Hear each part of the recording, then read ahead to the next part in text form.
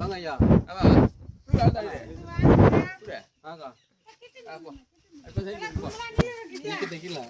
ஒரு நிமிஷம். அக்கா வந்து ரொம்ப வறுமையான ஃபேமிலி. இவங்க அன்றாட கூலி தான். டெய்லி நம்ம சம்பாதிக்கிறது சாப்பிட்றது அதே மாதிரி தான். இப்போ 3 பசங்க இருக்காங்க. சம்பாதிக்கிறது பத்தலை. அவங்களுக்கு பத்தலை.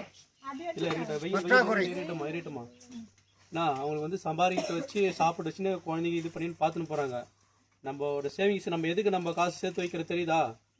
எதுக்கு நம்ம காசு சேர்த்து வைக்கிறோம்? பசங்களுக்கு நம்ம படிக்கிற பசங்களுக்கு ரொம்ப ஏழ்மையான இருக்கிற ஃபேமிலிக்கு வந்து நம்ம சேர்த்து வச்சு நம்ம ஒரு உதவி பண்ணுறோம்.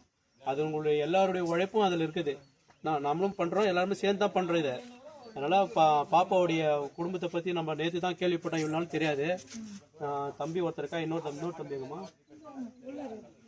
இன்னொரு தம்பி வந்து உள்ளே தூங்கியிருக்கான். தம்பிக்கு பார்த்துன்னா வா தம்பி வா படியாகர ஸ்கூலில் படிக்கலாம். தம்பி வந்துட்டு தம்பிக்கு வந்து பார்த்தோன்னா நம்ம இதில் வந்து ஒரு பார்வை இருக்காது. அந்தமாரி பாப்பா சின்ன பாப்பா பிறந்திருக்கு. அந்த பாப்பாவுக்கு வந்து 2 பார்வையுமே இல்லை. கடவுள் வந்து நம்மளுக்கு 2 பார்வை கொடுத்து வந்து எவ்வளோ பேர் வந்து பணத்தை வந்து மதிக்காத எங்கெங்கேயோ செலவு பண்ணுறாங்க. நம்ம சம்பாதிக்கிற காசை இந்தமாரி இதுவில் வந்து நம்மளை ஹெல்ப் பண்ணோம், புரியுதா?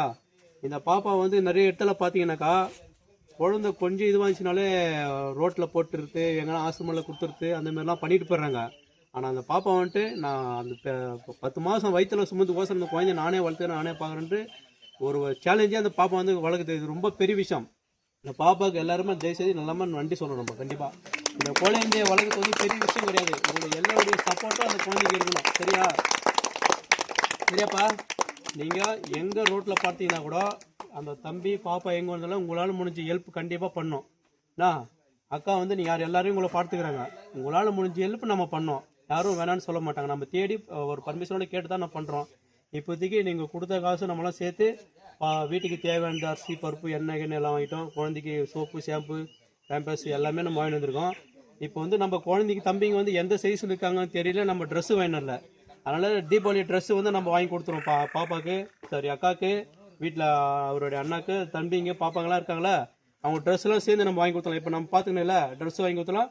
இப்போதைக்கு உங்கள் சார்பாக அந்த அரிசி பருப்பு எல்லாமே அக்கா கையில் கொடுத்துடலாம்ப்பா.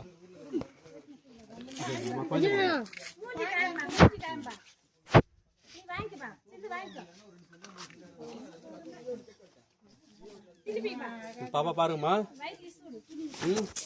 இதான் நம்ம பாப்பா. நம்ம ஃபேமிலியில் இது ஒரு குழந்தைன்னா நம்ம யார் என்ன இது பண்ணாலும் நம்ம கூட இது ஒரு குழந்தை இருக்கிறத நம்ம நினச்சி பார்க்கணும்.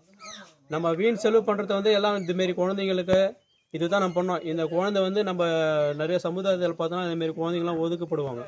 அதுமாரிலாம் நம்ம இதில் வந்து ஒதுக்கப்படுற அந்த எண்ணம் யாருக்குமே வரக்கூடாது.